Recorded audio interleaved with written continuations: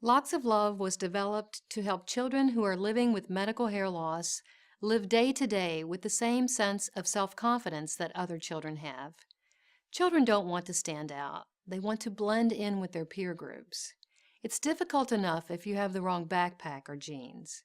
Can you imagine going to school with no hair? We provide a sense of normalcy to their daily lives that affords them the chance to be kids again. We do this by providing the children with a custom-fitted cranial prosthesis made of human hair that has been donated for this purpose.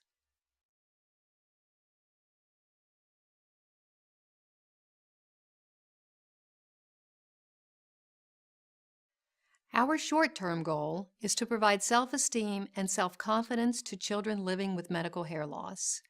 We accomplish this with each prosthesis given.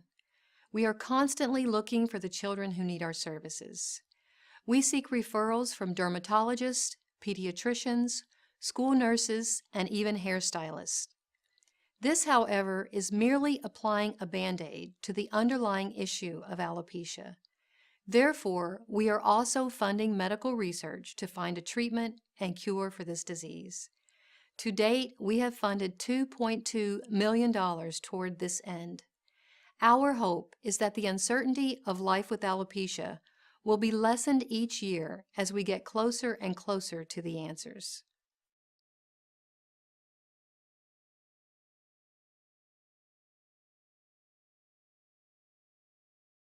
Much of our success and growth is attributed to the popularity of donating to Locks of Love.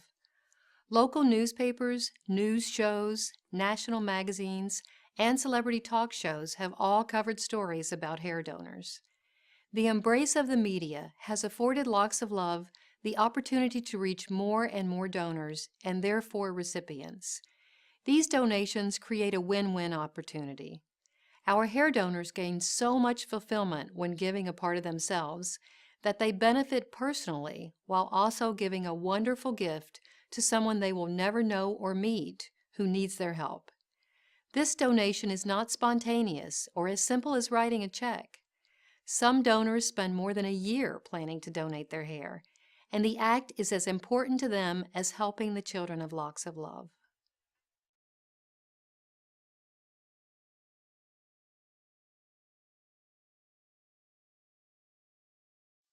Locks of Love is effective because our commitment to seeking out recipients has been our main objective for a long time. We actively plan and attend national medical conferences and organizational meetings where the attendees may have direct contact with the children who need the services of Locks of Love.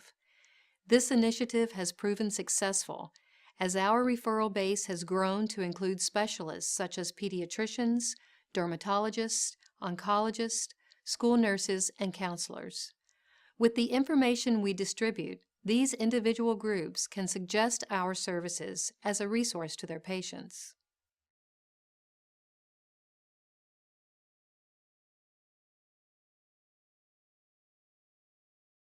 We measure our success by the number of recipients we serve each year. We contact recipients when they are due for reapplication. We track our hairpiece purchases, and we graph our growth annually and anticipate trends. Our business plan resembles that of a for-profit company. We work as hard at giving away our resources as many companies work to produce revenue.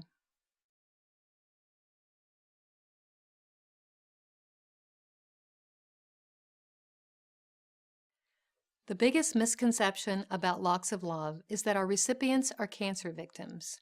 While many of our children are cancer survivors, Locks of Love was started to help children with alopecia.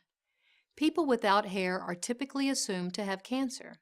Even when the basis is explained, because cancer is the more common condition, it is frequently the easiest avenue to take for explanation.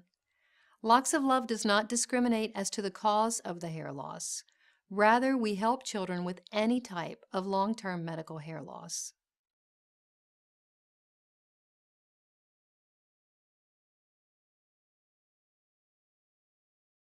We measure our accomplishments in many ways. By returning smiles to their rightful owners and seeing thousands of children's happy faces. Identifying positive changes in these kids and in their families' lives is our greatest accomplishment. By funding research, we are very proud of the $2.2 million we have invested in finding a treatment and cure for alopecia.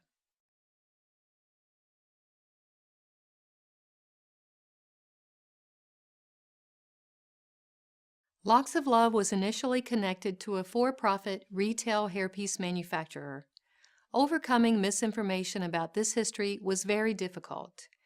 Many media outlets have put a negative spin on our policy of selling hair donations that do not meet the requirements for being used in the custom prosthesis. We publish these requirements online to avoid receiving donations that are too short, gray, or otherwise not usable. However, Locks of Love believes that even these donations are given with the right intent and deserve acknowledgement, as all donors should.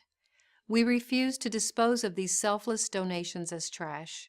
Rather, we can use these donations to help fund the high-quality prosthesis that we must purchase to provide to the recipients.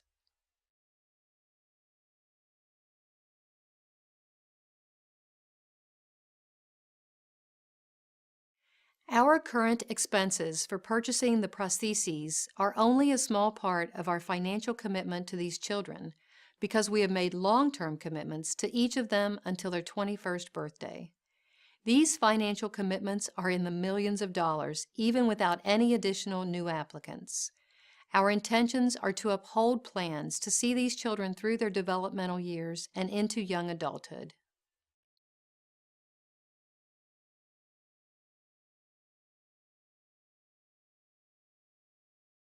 The prosthesis we give to our recipients covers their lack of hair. Their peace of mind can only come with a successful treatment for this disease.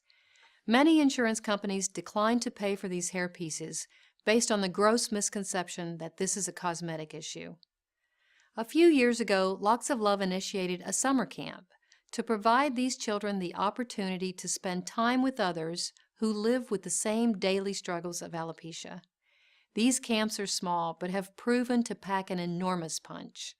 The attendees leave with a sense of satisfaction that changes their world.